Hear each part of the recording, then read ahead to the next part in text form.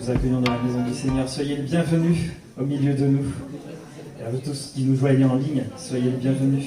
On va prendre un moment ensemble dans la maison du Seigneur ce matin pour louer son nom, pour lui offrir la louange de notre cœur. Alors si vous voulez vous lever pour ce premier chant, il est le Dieu Sauveur. Et nous unissons nos voix aujourd'hui pour l'adorer, pour le louer et pour lui offrir la reconnaissance de notre cœur parce qu'il fait tellement pour nous, chaque instant, chaque jour. Il est miséricordieux. Amen.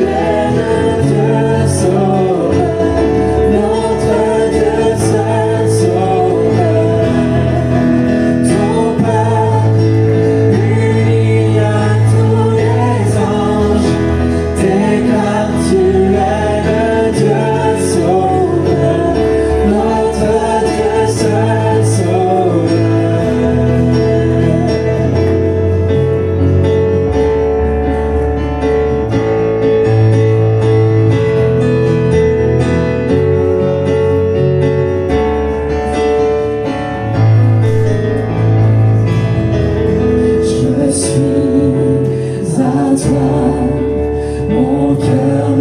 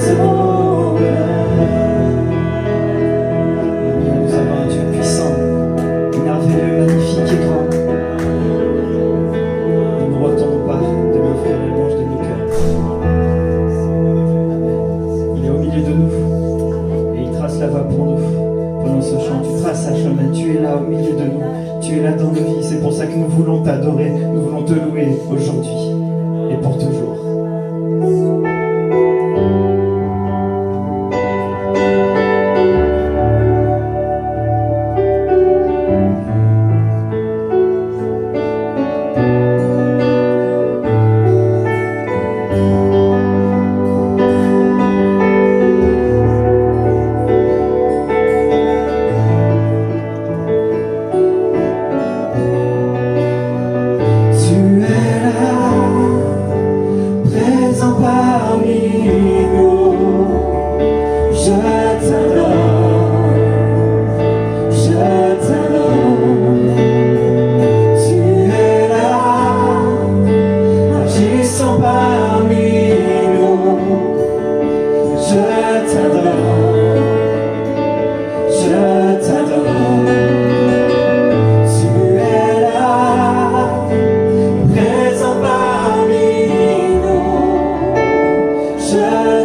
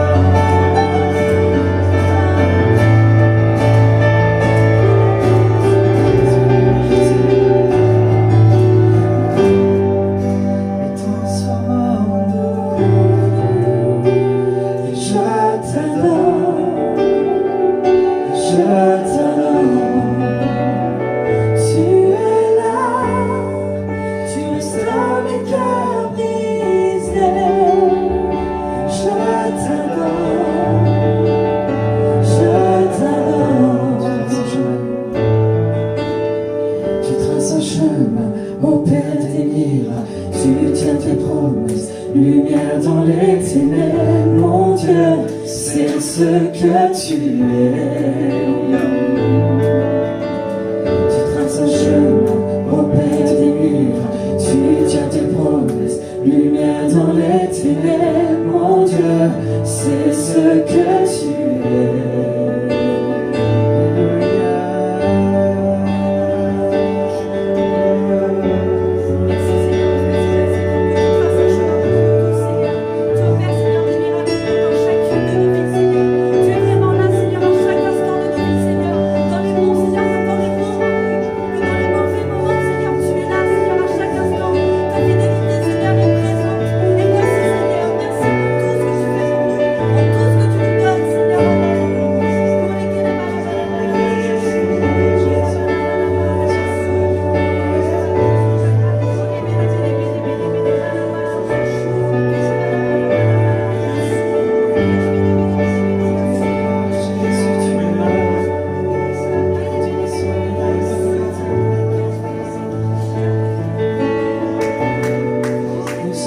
Si merveilleux, ce nom si merveilleux, le nom de Jésus-Christ mon roi.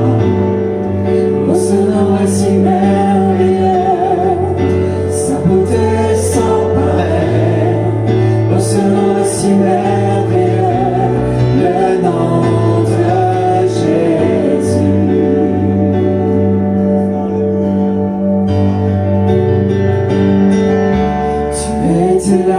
Dès la création, Fils unique de Dieu très haut, les mystères de ta gloire révélés en toi, Christ notre Seigneur. Oh, ce nom est si merveilleux, oh, ce nom est si merveilleux, le nom de Jésus-Christ mon roi. Oh, ce nom est si merveilleux, sa beauté sans pareil. Oh, ce nom est si merveilleux, le nom de Jésus.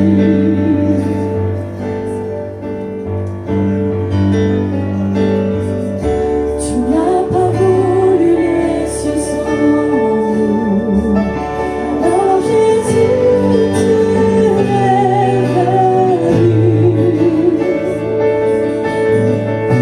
Ton amour a vaincu mon péché, plus rien ne peut nous séparer. Oh, ce nom est si glorieux, oh, ce nom est si glorieux, le nom de Jésus-Christ mon roi. Oh, ce nom est si glorieux, sa beauté sans pareil. Oh, ce nom est si glorieux, le nom de Jésus. Oh, ce nom est si glorieux, le nom de Jésus.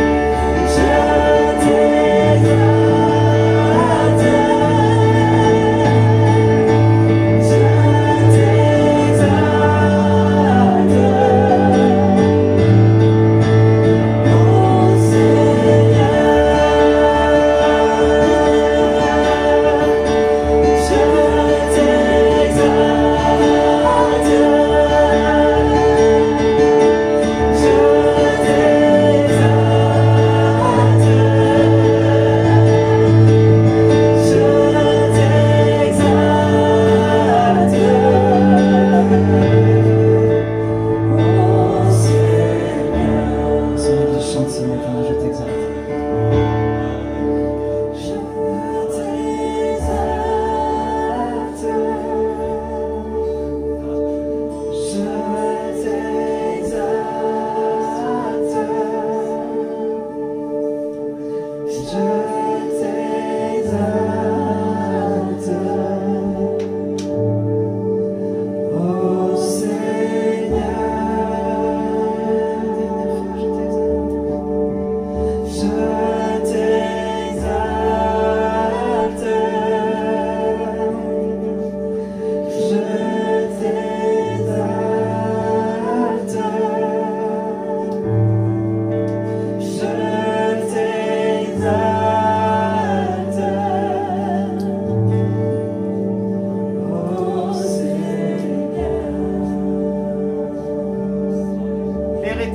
Sois béni ce matin, sois élevé mon Dieu.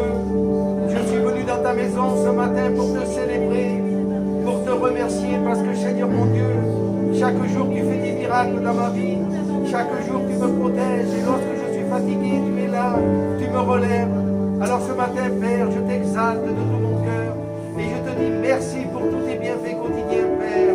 Amen.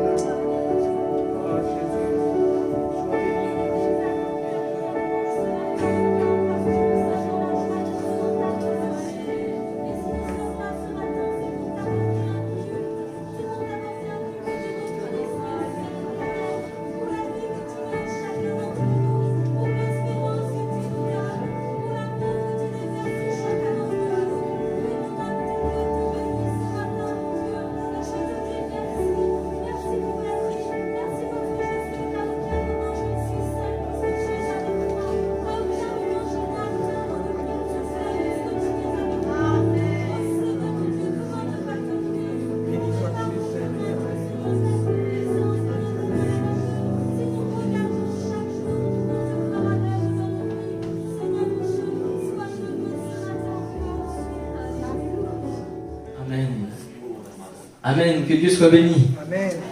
Bonjour à tous et bonjour à toutes. Très heureux d'être encore parmi vous ce matin pour partager la parole de Dieu. Il y a quelques trous dans nos rangs, il manque du monde, c'est normal. Vierzon, il y a le culte à Vierzon. Voilà, nous reprenons un programme un petit peu plus normal dans une période anormale. Et voilà, le pasteur est avec les chrétiens de Vierzon, ils se font du bien dans la présence de Dieu comme nous ce matin. Amen, que Dieu soit béni. Que nous puissions être des serviteurs remplis de l'Esprit pour apporter le message de Dieu ce matin. Et mon message ce matin, je l'ai intitulé « La clé du succès ». C'est beau, hein? Quand je vais mettre ce titre sur la vidéo YouTube, ça va faire tout de suite des vues. Ça va buzzer, comme ils disent sur Internet. La clé du succès, c'est un titre aguicheur, non? Ça ressemble beaucoup à ce que nous pouvons voir dans le monde. La clé du succès. On le trouve sur Internet, que ce soit les pop-up, ou que ce soit vos pubs. Dans vos spams, la clé du succès, toujours des succès, encore un peu plus de succès. Il faut réussir, gagner, il faut être un vainqueur, il faut être un gagnant, etc. etc. Ça, c'est l'idée du monde. Ou encore dans la librairie, on peut témoigner, travaillant chez une grande enseigne, parce que je ne peux pas le dire parce que nous sommes filmés, mais voilà, travaillant dans une enseigne qui vend des livres. Voilà tout ce qu'on peut passer comme le succès, comment gagner de l'argent, comment être plus beau, comment être plus, comment se développer personnellement, des méthodes plus ou moins efficaces, avec des écrivains plus ou moins inspirés, avec des méthodes qui sont plus ou moins connues depuis la nuit des temps. On trouve des anciennes méthodes, des méthodes modernes, philosophiques, ésotériques, religieuses. Tout est bon pour avoir du succès, pour faire du succès, pour vivre une success story. Et je ne vous invite pas à allumer vos télés ce soir, mais si vous regardez la télé ce soir, vous branchez la une à une certaine heure et vous allez avoir les success stories de certaines personnalités de ce monde. Et voilà, et on va vous donner envie de vouloir avoir le même succès. Je suis parti de rien, j'ai fait ma boulangerie aux États-Unis, maintenant je suis une méga star de la pâtisserie, etc. Voilà, c'est le succès partout. Et ça, on vous le facture bien évidemment. Le succès sur Internet, vous pouvez le regarder, vous voulez des méthodes, suivez-moi, mais pour tant d'euros par mois.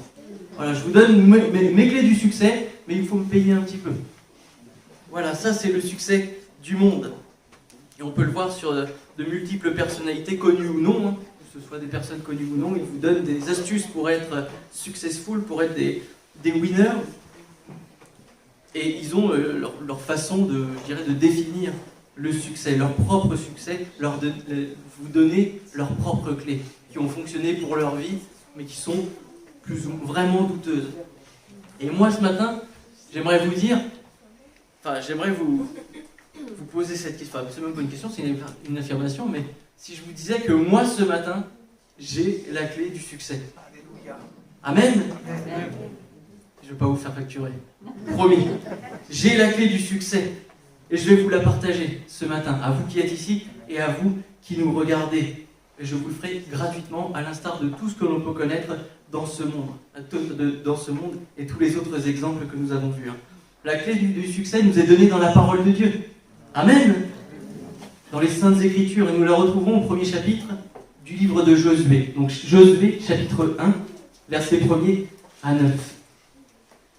Parce que le chrétien est amené à vivre le succès.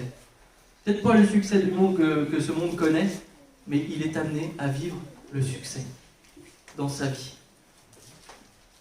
Donc Josué 1, verset 1er, il est écrit: Après la mort de Moïse, serviteur de l'Éternel, l'Éternel dit à Josué, fils de Nun, serviteur de Moïse, Moïse, mon serviteur, est mort. Maintenant, lève-toi, passe ce Jourdain, toi et tout ce peuple, pour entrer dans le pays que je donne aux enfants d'Israël. Tout lieu que foulera la plante de votre pied, je vous le donne, comme je l'ai dit à Moïse.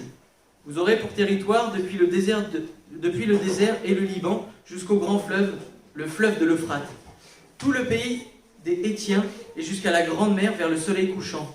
Nul ne tiendra devant toi tant que tu vivras. Je serai avec toi, comme j'ai été avec Moïse. Je ne te délaisserai point, je ne t'abandonnerai point. Fortifie-toi et prends courage, car c'est toi qui mettras ce peuple en possession du pays que j'ai juré à leur père de leur donner.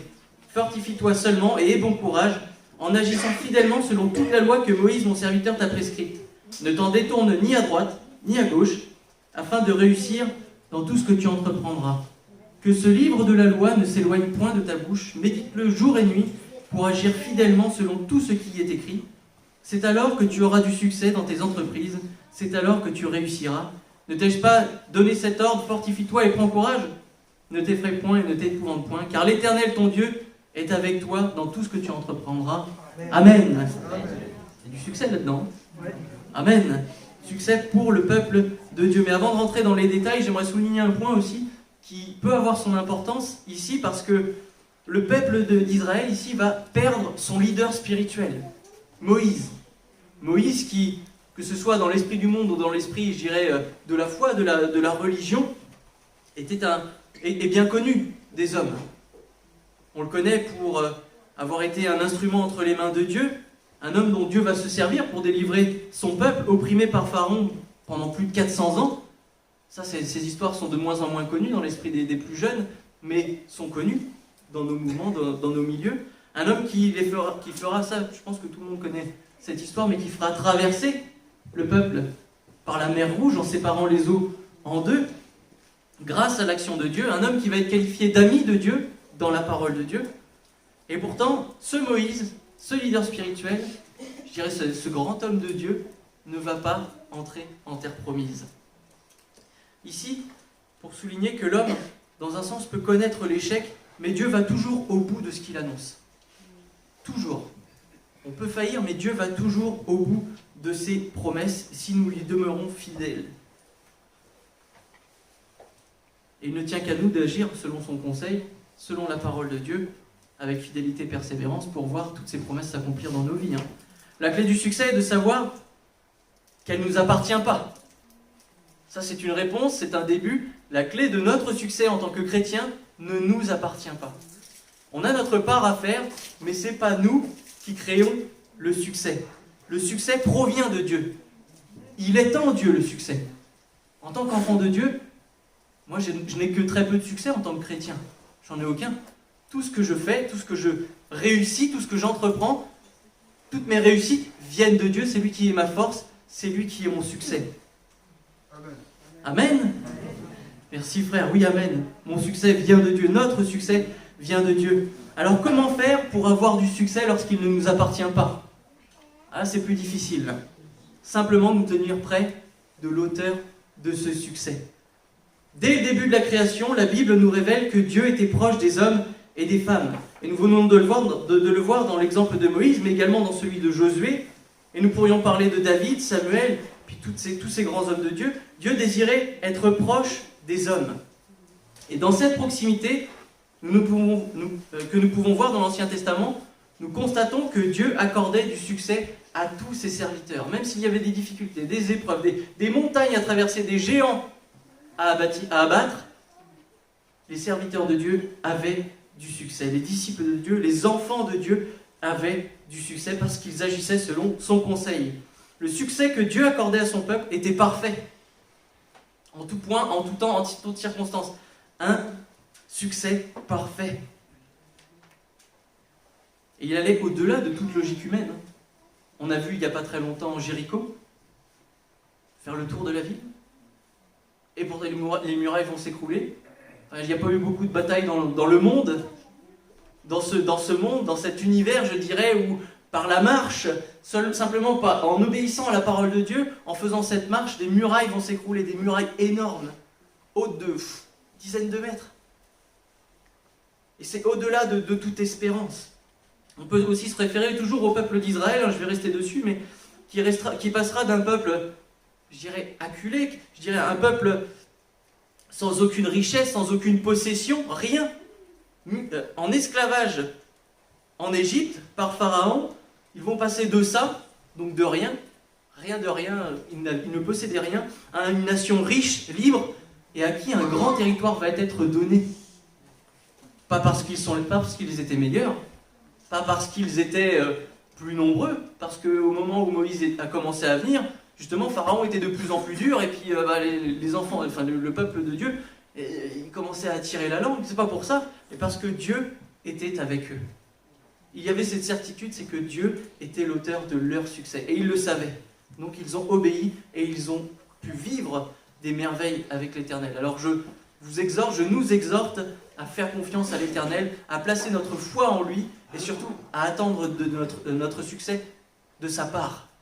Parce que je sais et je crois que Dieu veut faire une œuvre merveilleuse aujourd'hui, dans nos cœurs, dans nos vies, dans cette Église. Amen. Qu'en est-il aujourd'hui? N'agirait-il pas de la même manière avec nous? Pourquoi le peuple de Dieu, oui? Pourquoi dans le Nouveau Testament, oui? Pourquoi pas nous? Dieu serait-il moins présent de nos jours? Est-ce qu'il a diminué? Je ne sais pas. Peut-être qu'au fur et à mesure, peut-être qu'il a vieilli. Je ne pense pas. C'est pas ce que je vois. Il est éternel, il est toujours, je dirais, aussi jeune, c'est toujours le même, il n'a pas changé. Serions-nous un peuple abandonné ce matin? On pourrait croire avec le coronavirus, tout ça, toutes ces réglementations, etc., on pourrait se penser opprimé. On n'a plus cette liberté de partager, puis avec toutes ces lois qu'on entend, toutes ces choses qui avancent. On pourrait se dire, mais non, mais là on est un petit peu dans l'esclavage encore, on est liés dans un sens. Pas du tout. Je suis libre en Dieu ce matin. Amen. Je me permets de cette question, mais ne serions-nous pas plutôt un peuple d'un Dieu abandonné? J'ai eu du mal à l'écrire celle-là. Quand elle est venue sur mon cœur, je dis, t'es sûr Seigneur, serions-nous le peuple d'un Dieu abandonné? Est-ce que ce ne serait pas l'inverse? Dieu ne nous abandonne jamais, mais nous n'aurions-nous pas abandonné notre course avec le Seigneur? Ça c'est une question que je laisse en suspens, qui y avait sur mon cœur. Et voilà, je laisse libre à chacun de répondre. On va prendre Matthieu 26, versets 16 à 20. On va voir si Dieu nous a abandonnés. C'est écrit dans la Bible. L'avantage, c'est que tout est écrit dans la parole de Dieu. Et des fois, le Seigneur repasse les mots sur notre cœur, le Saint-Esprit nous permet de nous rappeler ces choses, mais non, Dieu est toujours avec nous. Que Jésus va dire, « Et voici, je suis avec vous tous les jours jusqu'à la fin du monde. » Je vais reprendre, à partir du verset 16. Les 11 disciples allèrent en Galilée, sur la montagne que Jésus leur avait désignée. Quand ils le virent, ils se prosternèrent devant lui, mais quelques-uns eurent des doutes. Jésus s'étant approché, leur parla ainsi. « Ton pouvoir m'a été donné dans le ciel et sur la terre. Allez, faites de toutes les nations des disciples, les baptisant au nom du Père, du Fils et du Saint-Esprit, et enseignez-leur à observer tout ce que je vous ai prescrit. Et voici, je suis avec vous tous les jours. Je suis avec vous dimanche, mais aussi les autres jours de la semaine et jusqu'à la fin du monde. » Et si ce n'est que le Seigneur vienne nous rechercher, là, d'un claquement de doigts ou d'un battement de cils, jusqu'à notre mort, le Seigneur sera avec nous. Dieu n'a pas changé. La clé du succès n'a pas rouillé, si vous me permettez l'expression, n'a pas rouillé avec le temps. C'est pas une clé comme on a qui reste sous l'eau et qui après ne fonctionne plus, ne sert à rien ou la serrure est grippée. Pas du tout. Elle n'est pas cassée. Mais peut-être l'avons-nous égarée, nous personnellement, dans nos vies. Ou bien nous sommes devenus des serrures qui ne sont plus adaptées à la clé du succès, qui est Dieu. Ça n'appartient qu'à nous. Parce que Dieu est tout puissant, il peut tout. D'un claquement de doigts, il peut tout changer, renverser les saisons. Il ne le fera pas, mais il le peut. Il peut tout faire, il a tout créé parfaitement. Alors que nous puissions nous adapter à la parole de Dieu et donc nous adapter à la bénédiction qui nous attend également. Dieu dira ceci à Josué avant qu'il entreprenne ce chemin. Fortifie-toi et aie bon courage. Dieu sait que le chemin qui mène au succès, que lui accorde, est souvent jonché d'épreuves et de difficultés. Ça, c'est une réalité que l'on répète régulièrement. Et c'est ce qu'il annonce ici à Josué. Il lui dit, il ne lui cache pas les choses. Mais les difficultés, les échecs, les doutes que nous connaissons n'enlèvent en rien la suprématie et le succès de Dieu sur chaque situation. Il demeure souverain dans toute chose, en tout point. Parfois, on est vraiment ballotté, on est dans l'épreuve, la difficulté, on ne sait plus, il n'y a plus de succès, on ne fait plus rien, on a l'impression de ne plus porter de fruits, dans un sens qu'on peut penser jusqu'à ne servir à rien, ce qui est faux. Et on est là, on est ballotté, et on oublie ces choses que Dieu demeure souverain et qu'il est l'auteur de notre succès. Ça, c'est une certitude. Nous sommes un peuple amené au succès, apporté à vivre, à gagner et à vivre le succès. Et gardons à l'esprit que si nous traversons une épreuve, Dieu nous a déjà accordé les moyens de les traverser. Ça, c'est une certitude. Et si jamais, dans ton cœur ou dans ta vie ce matin, il y a, ces vents, ces épreuves, ces difficultés, rappelle-toi ce qui est écrit. Fortifie-toi, prends courage, ton Dieu est avec toi. Notre Dieu est avec nous ce matin. À nous de marcher à sa suite. Le peuple de Dieu aurait pu s'arrêter en suivant Moïse. Mais la colonne, elle avançait, colonne de feu. Elle était là, elle avançait. À nous de suivre et vivre le succès. Traversons, allons de l'avant, même si ça semble difficile à croire, difficile à comprendre ou quoi que ce soit, notre foi est plus puissante. Imaginez le peuple de Dieu arriver face à ces deux grands murs d'eau pour traverser. Premier réflexe, c'est quoi? Je mets un pied, ça s'enfonce pas, je peux passer, c'est solide, je continue quoi. C'est le pas de la foi. Et le succès est là dans le pas de la foi, tout simplement. Nous ne sommes plus sous la loi mais sous la grâce ce matin. Si Dieu est pour nous, qui sera contre nous? Jésus est venu ôter le péché de l'humanité par sa vie, sa mort et sa résurrection, et nous sommes plus que vainqueurs aujourd'hui. Et c'est en lui que nous nous fortifions. Amen. 1 Timothée 1, verset 12 à 14. Donc 1 Timothée 1, verset 12 à 14. Je rends grâce à celui qui m'a fortifié, à Jésus-Christ notre Seigneur, de ce qu'il m'a jugé fidèle en m'établissant dans le ministère, moi qui étais auparavant un blasphémateur, un persécuteur, un homme violent. Mais j'ai obtenu miséricorde parce que j'agissais par ignorance dans l'incrédulité. Et la grâce de notre Seigneur a surabondé avec la foi et la charité qui est en Jésus-Christ. Amen. Tout comme Paul a pu témoigner à Timothée, les chrétiens du monde entier peuvent se fortifier en Jésus-Christ. Il m'a fortifié, Jésus-Christ m'a fortifié. Aujourd'hui, le chrétien peut se fortifier en Jésus-Christ. Paul ajoute, lorsqu'il rend grâce à Dieu, qu'il était dans l'ignorance, dans l'incrédulité, que c'était un homme violent qui demeurait dans l'erreur et n'agissait pas comme Dieu le désirait. On peut être dans l'erreur. Il peut nous arriver dans l'erreur, d'être persuadé dans la vérité. Parfois même en disant, mais non, je suis sûr que j'ai raison, et le serviteur de Dieu a tort. C'est pas possible. Non, mais j'ai raison, 100%. C'est sûr. Est-ce que c'est Dieu qui l'a dit, ou est-ce que c'est notre cœur charnel qui nous dit ce genre de choses? Ah, ça, je sais pas, mais... Non, des fois, je suis dans l'erreur. Mais Seigneur, je me remets à toi, à ta grâce. Fortifie-moi ce matin. Que je puisse avancer à ta suite. Parle-moi, montre-moi la vérité. Et que je ne demeure pas dans l'erreur. La grâce de Dieu a surabondé dans la vie de Paul. Hein. Amen.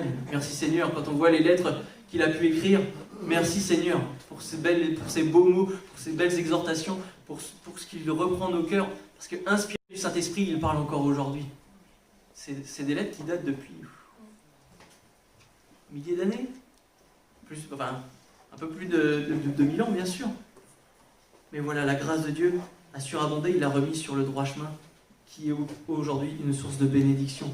Ce qui nous encourage encore en ce matin, pour ceux qui pourraient être dans l'erreur, dans l'ignorance, ou tout simplement sur la mauvaise voie, faire confiance au Seigneur et demander son secours. Et Dieu est fidèle et il vient bénir. Fortifier, c'est par définition rendre plus fort. Ça ne veut pas dire que les chrétiens doivent être des bodybuilders, comme ça, avec des gros muscles, à ne pas rentrer dans les chemises. C'est pas ça. Hein. C'est pas se fortifier puis de plus pouvoir passer dans les portes. Non, non, non. Dieu n'appelle pas des montagnes de muscles. Enfin, même s'il peut y en avoir. Hein. Certains frères qui sont plus musclés que d'autres. C'est tout. Mais c'est pas à ça que nous sommes appelés. Hein. Mais nous sommes appelés à nous fortifier en Dieu. Il nous faut garder à l'idée que c'est toujours Dieu qui fortifie le chrétien. Alors que spirituellement, nous puissions être grands et forts, j'irais bien bâtis spirituellement, pour être comme Dieu le désire.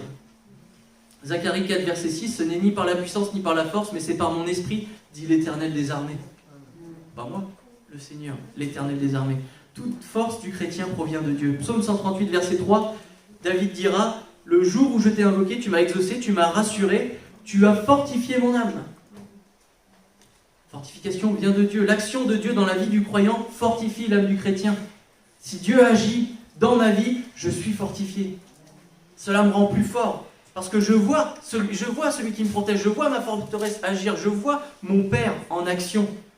Et je place ma confiance en ça et je grandis comme ça, spirituellement. Soyons comme Néhémie, ayons les mêmes désirs, lui qui dira « Maintenant, ô Dieu, fortifie-moi ». Que ce soit un désir ardent dans nos cœurs. Fortifie-nous, Seigneur, ce matin.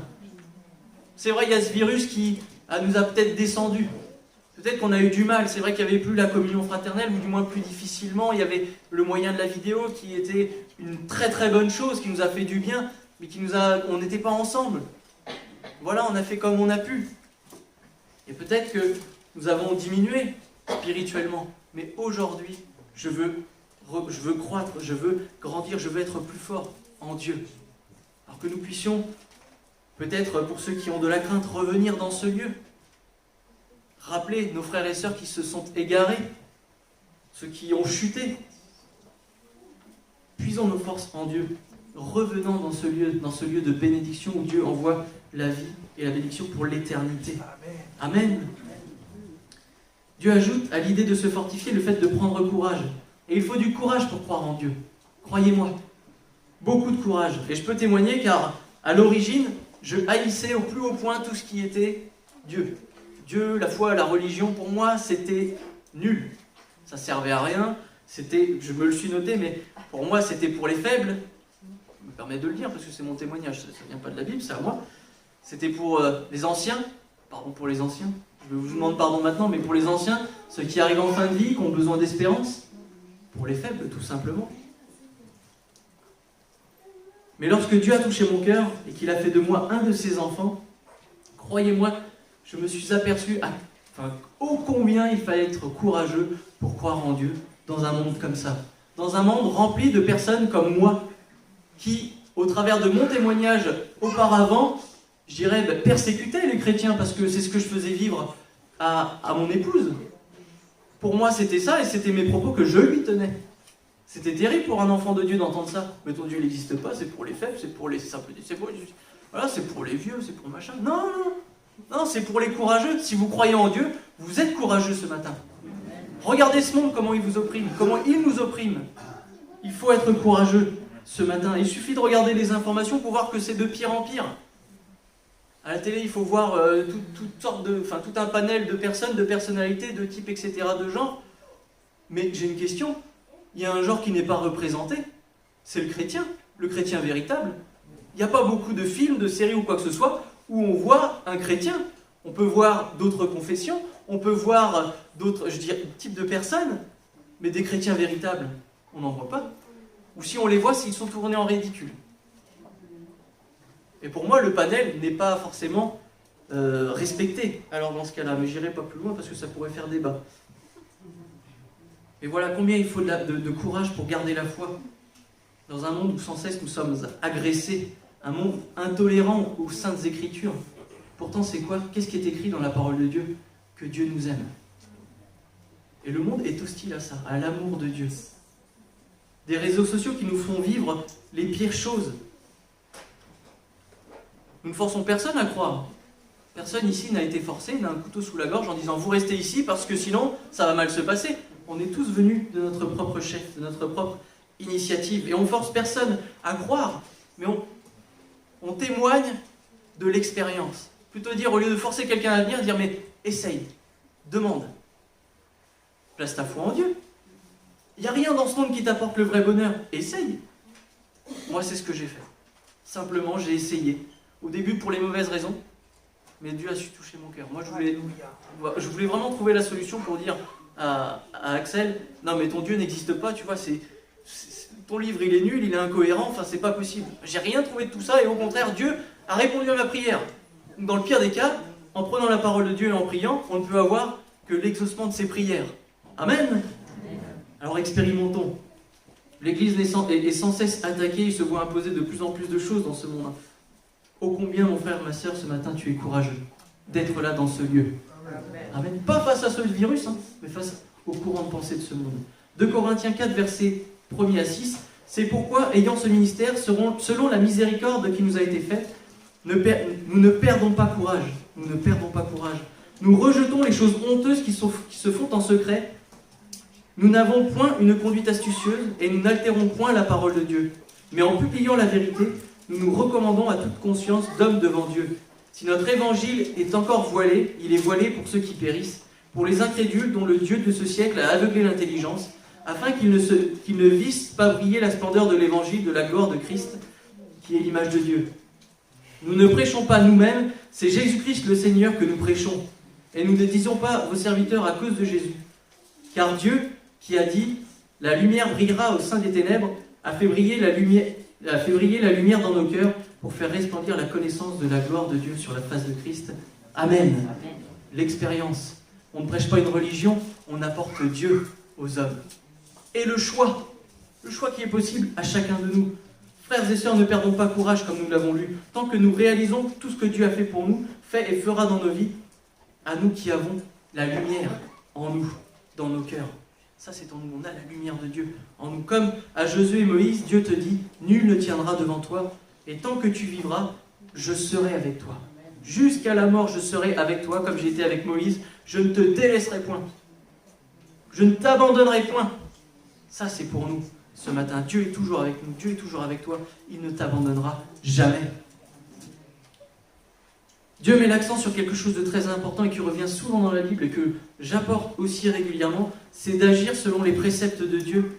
Et Paul, rempli du Saint-Esprit, ajoutera « sans altérer la parole de Dieu ». Sans la changer, sans faire en sorte qu'elle soit de notre côté, enfin qu'elle abonde dans notre sens, et pas celui de Dieu. On n'a pas déformé les propos de la parole de Dieu pour la mettre à notre sauce, pas du tout. Paul dira encore à Timothée, dans 2 Timothée 3, versets 16 à 17, « Toute écriture est inspirée de Dieu et utile pour enseigner, pour convaincre, pour corriger, pour instruire dans la justice, afin que l'homme de Dieu soit accompli et propre à toute bonne œuvre. » Toute écriture est inspirée de Dieu. Toute. Genèse, Apocalypse, tout est inspiré par Dieu. Et rien ne peut être enlevé ni ajouté selon un prétexte d'évolution des pensées. C'est pas du tout ça. L'ensemble de la Bible est la vérité. Elle est digne d'être pleinement reçue, entièrement reçue dans nos vies. Et si nous désirons vivre le succès dans nos vies, ce que je pense ce matin est le désir de chacun, être successful, comme ils disent les Anglais, vraiment avoir du succès, appliquons la parole de Dieu. Soyons fortifiés, prenons courage, vivons la parole de Dieu dans son ensemble. Pas simplement ce que l'on pourrait considérer entre guillemets comme des contraintes parfois, mais les bénédictions aussi. Parce qu'on s'arrête souvent au truc. Ouais, au début c'était ça, pour moi c'était... Ouais, la Bible a dit, il faut faire ci, il faut faire ça, il faut faire ci, il faut faire ça. Moi ce que je vois c'est que Dieu fait ci, Dieu fait ça, Dieu fait ci, Dieu fait ça, Dieu me donne ci, Dieu donne ça. La grâce de Dieu est tellement grande, ma partie est tellement petite, que je ne vois même plus ce que j'ai à faire. Je vis selon la parole de Dieu qui m'amène à aimer les autres, à ne pas les juger, etc., etc. Et Dieu me bénit. Non seulement moi je me sens mieux, mais en plus Dieu me bénit. Agissons selon son conseil pour être bien dans ce monde et avoir du succès. Le succès que nous pouvons connaître dans nos entreprises peut se traduire par la prospérité sur notre voie. C'est pas forcément, on ne sera pas milliardaire. Spirituellement peut-être, mais ça ne se compte pas en euros. Mais on aura la prospérité sur notre voie. Pour connaître cela, il faut faire de la Bible notre mode de vie. Que la parole de Dieu devienne le mode d'emploi de la vie du chrétien, car en elle se trouve toute la sagesse de Dieu. C'est en elle que nous trouvons toutes les réponses à nos questions. Elle est là, elle nous donne l'attitude et le comportement que doit vivre un enfant de Dieu, ainsi que les moyens de recevoir ses bénédictions, les bénédictions de l'Éternel. Dieu ajoute ici, médite-le le jour et la nuit, c'est-à-dire lis-la, repasse-la dans ta tête, repasse-la dans ton cœur aussi, en tout temps. Ce que je vois ici dans le jour et la nuit, mon interprétation c'est tout le temps, tous les jours, que nous soyons des chrétiens véritables tous les jours, pas seulement le dimanche ou pas simplement la journée, mais nuit et jour, tous les jours de la semaine, tous les jours de l'année, tous les jours de notre vie, simplement. Et même si c'est difficile, remettons-nous au Seigneur pour qu'il nous donne cette force. Côtoyons-le au travers de sa parole, vraiment que nous puissions nous approcher de lui pour qu'il puisse nous fortifier, nous renouveler, parce que nous avons besoin de lui. Je répète, mais nous sommes sans cesse agressés. Et même si c'est pas violent tout de suite, c'est un petit peu comme l'histoire de la torture de la goutte d'eau qui tombe sur le crâne, c'est petit à petit. Au début, c'est une petite goutte d'eau qui vous tombe dessus, puis à la fin, vous avez l'impression que ça vous percute le crâne. C'est ça, ce monde. C'est comme ça qu'il agit auprès des chrétiens. Et c'est comme ça que beaucoup se sont éloignés. C'est qu'à force de côtoyer petit à petit, d'être éloignés de l'Église, d'éloigner de la présence de Dieu qui est au milieu de nous, au bout d'un moment, ça percute, ça heurte, et puis après, ça ferait un chemin jusqu'à dans notre cœur. Alors venons vers Dieu. Avec Dieu, il n'y a pas de faux semblants. Ces choses n'existent pas parce qu'il connaît les pensées de nos cœurs, même les plus profondes, même les plus cachées. S'il y a un truc que tu connais toi seul personnellement, Dieu le connaît également. Et si généralement c'est un truc connu uniquement de notre part, c'est que c'est pas une bonne chose. Parce que généralement les choses bonnes, on les partage. Alors moi j'aime beaucoup partager et généralement tout ce qui m'arrive de bon est souvent partagé. À travers de mon témoignage auprès de mes amis, mes frères et sœurs en Christ. Et voilà, généralement on le sait. Que nous puissions devenir semblables à Christ. Pour ce faire, il nous faut plonger nos regards dans la parole de Dieu afin de nous inspirer pleinement de l'exemple qu'est Christ. Dieu nous rappelle ici l'importance de lire, relire, méditer la parole de Dieu, car en agissant ainsi, nous approchons de lui, encore une fois, nous nous fortifions, nous grandissons, nos muscles spirituels s'étendent. Et on ne rentre plus dans nos chemises du dimanche matin. Ou nos pulls, ou etc. Peu importe. Il faut détacher un bouton, tout ça. Allez, on va changer bientôt de taille, de chemise spirituelle, je veux croire, en nous fortifiant auprès du Seigneur. Amen. C'est mon espérance, c'est ma foi, que Bourges grandisse vraiment et que nous puissions nous fortifier. Et comme Dieu nous a avertis de ce que nous allons connaître comme difficulté, nous nous armons de courage afin de vivre pleinement sa parole. Un peu plus haut, nous avons vu dans Matthieu 28 que Dieu est avec nous tous les jours, mais Jésus souligne aussi un point important. Il dit également d'enseigner ses préceptes aux hommes, démontrant une nouvelle fois l'importance de la parole de Dieu. La clé du succès, je vais terminer ici, nous la possédons déjà. Je ne vous ai rien vendu parce que vous avez déjà ces choses. Amen. C'est la parole de Dieu. Amen. Alléluia. Pour ceux qui sont ici, si vous désirez une Bible, nous la partageons, nous l'offrons. Pour ceux qui ne peuvent pas ou qui ne veulent avoir une Bible pour connaître, nous la partageons avec l'association La Bible pour tous. On a cette possibilité, on ne vend rien. C'est la parole de Dieu, elle est pour tout homme. C'est en elle, c'est sur elle que nous nous appuyons, en la méditant, en l'appliquant dans nos vies et dans nos cœurs, que nous pourrons vivre la prospérité dans nos vies, que nous aurons du succès dans nos entreprises. Elle nous révèle Dieu dans sa plénitude, son plan d'amour, le salut pour les hommes. Peu importe ce qui peut se dresser devant nous, nous savons que Dieu est avec nous et qu'il est là à l'origine de tout notre succès. Alors fortifions-nous encore ce matin par la présence de Christ au milieu de nous. Là où 2 ou 3 sont rassemblés en mon nom, je suis au milieu d'eux. Là, je dirais qu'on est plus d'une 60aine, donc il est forcément au milieu de nous. Alléluia. Amen. Fortifions-nous dans cette présence, dans la prière, dans la communion avec notre Dieu. Ayons bon courage car le Créateur de toutes choses est avec nous. Bien plus, il est notre Père et nous sommes ses enfants. Et il veut nous apporter le vrai bonheur, la vraie joie, les vraies bénédictions, de vrais cadeaux, si on veut parler avec des mots d'aujourd'hui. Dans son grand amour, il nous garde et nous protège en tout temps, en toutes circonstances. Ne nous laissons pas abattre par un monde qui nous pousse à rejeter Dieu et à ne pas venir à l'église. Frères et sœurs, nous respectons toutes les mesures barrières, etc., etc. Vous qui nous regardez, n'ayez pas crainte d'attraper quoi que ce soit, on se désinfecte les mains ou quoi que ce soit. Il y a la protection de Dieu aussi, et ça je veux le croire également. Nous sommes libres de pouvoir venir, je ne force personne bien évidemment, mais ici Dieu envoie la bénédiction et la vie pour l'éternité. Et ça c'est une réalité, c'est ce qu'il y a dans mon cœur et c'est ce que je ressens réellement, c'est que Dieu fait de grandes choses ici dans son peuple. Dieu résume cette pensée, ce sera ma dernière lecture du psaume 27. Psaume 27. Un psaume de David. Et ce sera ma dernière lecture de David. C'est un psaume de David. L'Éternel est ma lumière et mon salut. De qui aurais-je crainte? L'Éternel est le soutien de ma vie. De qui aurais-je peur? Quand des méchants s'avancent contre moi pour dévorer ma chair, ce sont mes persécuteurs et mes ennemis qui chancellent et tombent. Moi, je ne crains rien. C'est les autres qui craignent. Si une armée se campait contre moi, mon cœur n'aurait aucune crainte. Une armée, moi tout seul contre une armée. Parce que après, si je regarde, j'ai une armée spirituelle avec moi. Je ne crains rien. Si une guerre s'élevait contre moi, je serais, malgré cela, plein de confiance. Ah, plus on lit, là, plus c'est dur, mais c'est une réalité. Je demande à l'Éternel une chose que je désire ardemment. Je voudrais habiter toute ma vie dans la maison de l'Éternel. Oui, amen. Pour contempler la magnificence de l'Éternel et pour admirer son temple. Car il me protégera dans son tabernacle au jour du malheur. Il me cachera sous l'abri de sa tente. Il m'élèvera sur un rocher. Et déjà ma tête s'élève sur mes ennemis qui m'entourent. J'offrirai des sacrifices dans sa tente. Au son de la trompette, je chanterai, je célébrerai l'Éternel. Éternel, écoute ma voix, je t'invoque. Aie pitié de moi, exauce-moi. Mon cœur dit de ta part, cherchez ma face. Je cherche ta face, ô Éternel. Ne me cache point ta face, ne repousse pas avec colère ton serviteur. Tu es mon secours, ne me laisse pas, ne m'abandonne pas, Dieu de mon salut. Car mon père et ma mère m'abandonnent, mais l'Éternel, lui, me recueillera. Éternel, enseigne-moi ta voie, conduis-moi dans le sentier de la droiture à cause de mes ennemis. Ne me livre pas au bon plaisir de mes adversaires, car ils s'élèvent contre moi de faux témoins et des gens qui ne respirent que la violence. Ça, c'est notre monde. Oh, si je n'étais pas sûr de voir la bonté de l'Éternel sur la terre des vivants, espère en l'Éternel, frères et sœurs, espère en l'Éternel, fortifie-toi et que ton cœur s'affermisse, espère en l'Éternel. Espérons en l'Éternel ce matin. Le succès est en Dieu, il nous en a laissé la clé. Alors continuons d'espérer en Dieu et Dieu aura soin de nous faire vivre le succès dans notre vie. Amen. Que Dieu soit béni. Oui Seigneur, merci pour ta parole. Merci parce que tu nous rappelles encore en ce matin que les chrétiens ne sont pas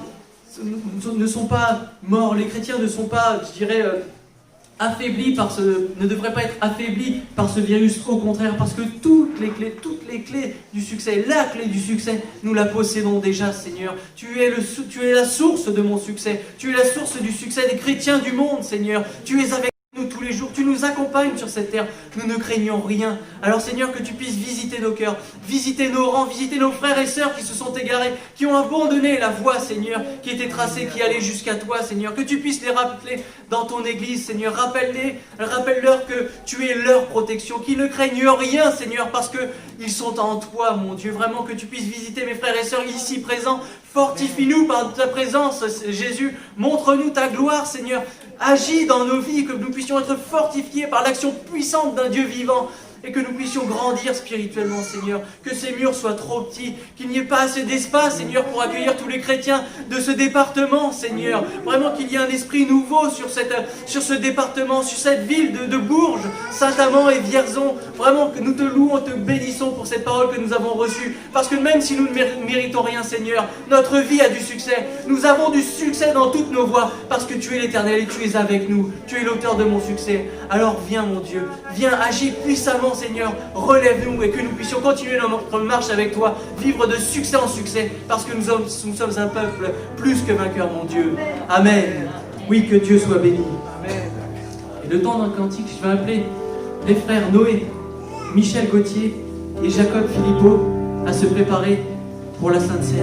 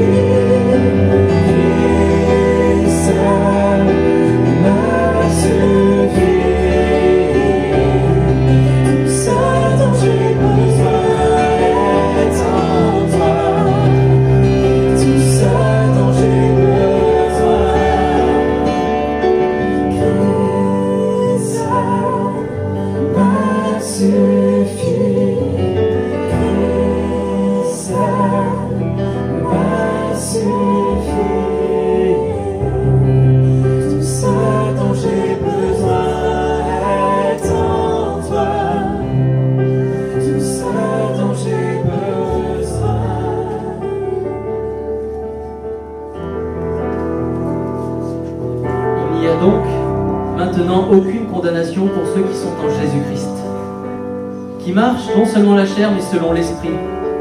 En effet, la loi de l'Esprit de vie en Jésus-Christ m'a affranchi de la loi du péché et de la mort. Car chose impossible à la loi, parce que la chair la rendait sans force, Dieu a condamné le péché dans la chair en envoyant à cause du péché son propre Fils dans une chair semblable à celle du péché. Et cela afin que la justice de la loi fût accomplie en nous, qui marchons non selon la chair, mais selon l'esprit. Ceux, en effet, qui vivent selon la chair s'affectionnent aux choses de la chair, tandis que ceux qui vivent selon l'esprit s'affectionnent aux choses de l'esprit. Et l'affection de la chair, c'est la mort, tandis que l'affection de l'esprit, c'est la vie et la paix, car l'affection de la chair est inimitié contre Dieu, parce qu'elle ne se soumet pas à la loi de Dieu, et qu'elle ne le peut même pas.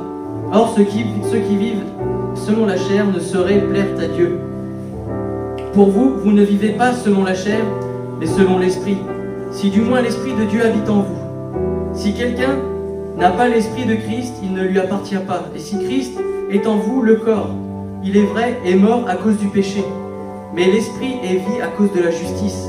Et si l'esprit de celui qui a ressuscité Jésus d'entre les morts habite en vous, celui qui a ressuscité Christ d'entre les morts rendra aussi la vie à vos corps mortels par son esprit qui habite en vous. Ainsi donc, frères, nous ne sommes point redevables à la chair pour vivre selon la chair. Si vous vivez selon la chair, vous mourrez. Et si vous vivez selon la chair, vous mourrez. Mais si par l'esprit vous faites mourir les actions du corps, vous vivrez. Car tous ceux qui sont conduits par l'Esprit de Dieu sont fils de Dieu. Et vous n'avez point reçu un esprit de servitude pour être encore dans la crainte.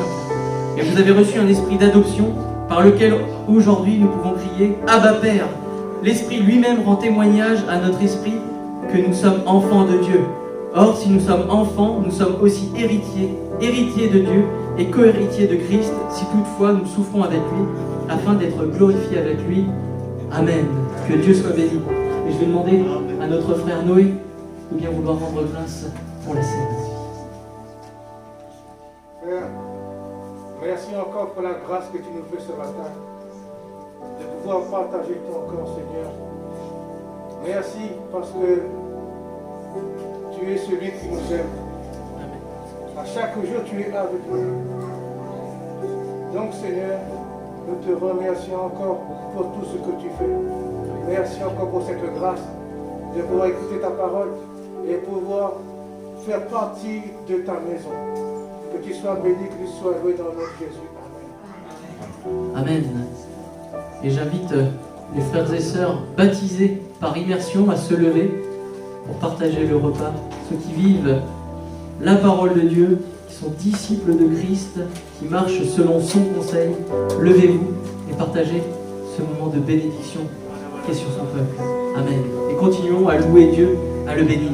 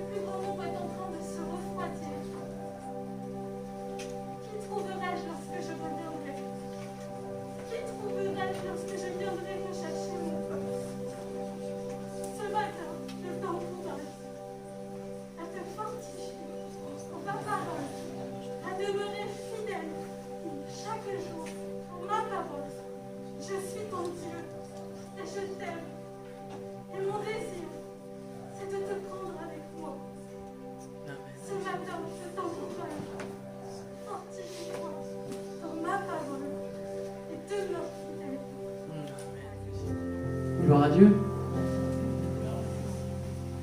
Ce matin, Dieu a parlé plusieurs fois. La délivrance. Lorsqu'il dit « Je trouverai-je la foi », c'est toujours un passage compliqué quand on lit ça. Parce qu'il nous est dit « Mais lorsque Jésus reviendra, trouvera-t-il la foi ? Trouverai-je la foi ?» pourra dire notre Seigneur. on peut répondre que personnellement. Alors que si quelqu'un a reçu cet appel, qu'il puisse faire son choix, revenir à Dieu. La délivrance est là également, auprès de Dieu. Soyons-en certains. Amen. On va passer au temps des offrandes, pendant le temps d'un cantique, et je vais demander à notre frère Jacob et Michel de bien vouloir passer dans les rangs. Et on va continuer à louer Dieu, à le bénir ce matin. Si vous voulez vous lever pour ce genre, Jésus, je te suivrai. Suivons notre Dieu, le seul véritable et vrai.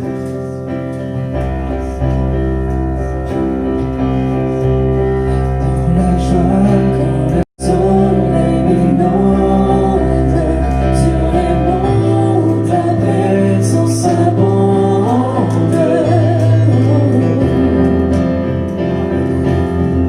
Jésus, je te suivrai. Dans la peine, comme mon âme sombre, dans la vallée du deuil et de l'ombre. Jésus, je te suivrai.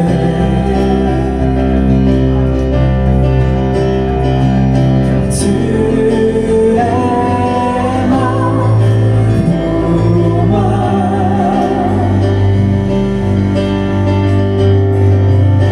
Je vivrai pour toi.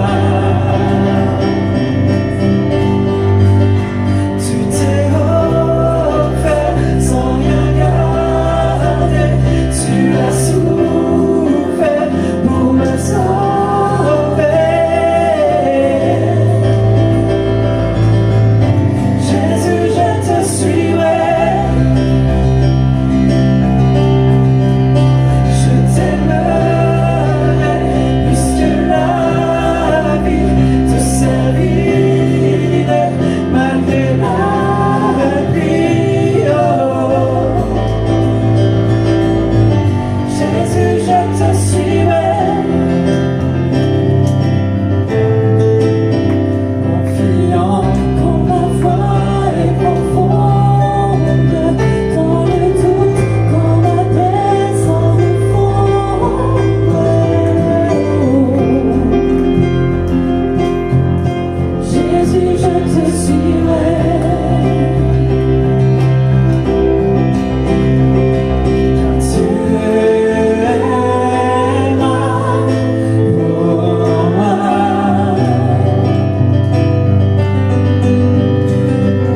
Je vivrai pour toi. Tu t'es offert sans rien garder. Tu as souffert pour me sauver. Jésus, je te suivrai. Je t'aimerai plus que la vie. Te servirai malgré la pluie. Oh. Jésus, je te suivrai.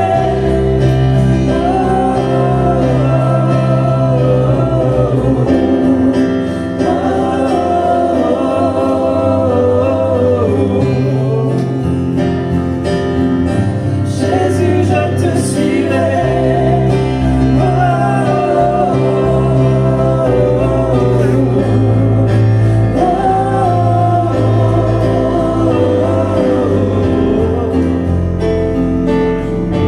Jésus, je te suivrai.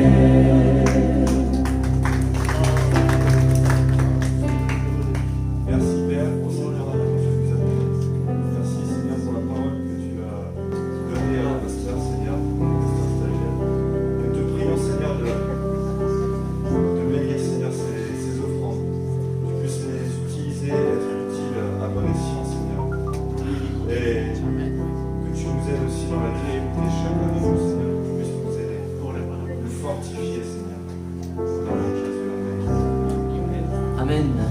Je vous invite à prendre place. pour le temps des annonces. Alors, je vais commencer par la librairie. Faire annonce, 2 points. Pentecôte dispo à 3,10 €. Donc si vous désirez acheter le Pentecôte donc, de ce mois-ci, ils sont disponibles à 3,10 € à la bibliothèque. Si vous souhaitez commander des calendriers d'ornement, c'est possible, mais c'est le dernier dimanche avant de passer la commande. Après, il sera trop tard. Ensuite, je vais passer aux annonces de l'église. Donc mardi, on reprend un programme, comme je dis, à peu près, presque, pas tout à fait normal, mais je dirais un peu plus dynamique. On reprend les réunions à Saint-Amand à 18h30 pour une réunion de prière. Amen. Alors, pour avoir fait celle de vendredi, avoir fait la réunion de prière, je vous garantis que c'est un bien fou de revenir prier dans la maison de Dieu. On s'est fait du bien. Et je vous invite, frères et sœurs de Saint-Amand, à venir nombreux parce que je vous garantis, la présence de Dieu était là, l'onction de Dieu était là et on s'est fait du bien. Amen. Alors soyez là et on va aussi se faire du bien à Saint-Amand. Vendredi, on s'est fait tellement de bien vendredi dernier qu'on refait à Bourges la réunion de prière. Voilà. Pour vous dire à quel point c'était bon, c'était très bon la présence de Dieu. On recommence réunion de prière vendredi soir à Bourges, que nous puissions être un peu plus nombreux. Voilà, que nous puissions reprendre les armes de la prière et nous faire du bien dans la présence de Dieu. Et dimanche prochain, culte en commun à Bourges à partir de 10h. Et cet après-midi, n'oublions pas, réunion de jeunes à partir de 13h30. Voilà, il me semble que j'ai tout dit. Si ce n'est rappelé qu'on continue les gestes barrières, donc on ne fait pas d'attroupement au milieu de l'église, etc., etc. On évite de se serrer dans les bras, je n'ai pas vu. Hein. Donc je ne pense pas que ça se passe, mais voilà, d'éviter les rapprochements physiques, histoire d'éviter tout problème potentiel. Voilà, on peut être fraternel à distance de sécurité, avec les gestes barrières. Amen. Ça ne veut pas dire que je vous aime de plus loin, mais je vous aime quand même, avec l'amour du Seigneur. Alors respectez ça, ne stagnez pas dans les lieux de passage. Sur le parking, pareil, continuez de garder un bon témoignage, gardez le masque au maximum lorsque vous êtes en groupe, et voilà. Sinon, pour le reste, je vous souhaite une bonne journée, un bon appétit, que Dieu vous bénisse, vous raccompagne dans vos demeures. Saint-Amand, rendez-vous à 18h30 mardi, et Bourges 19h pour la réunion de prière vendredi. Que Dieu vous bénisse.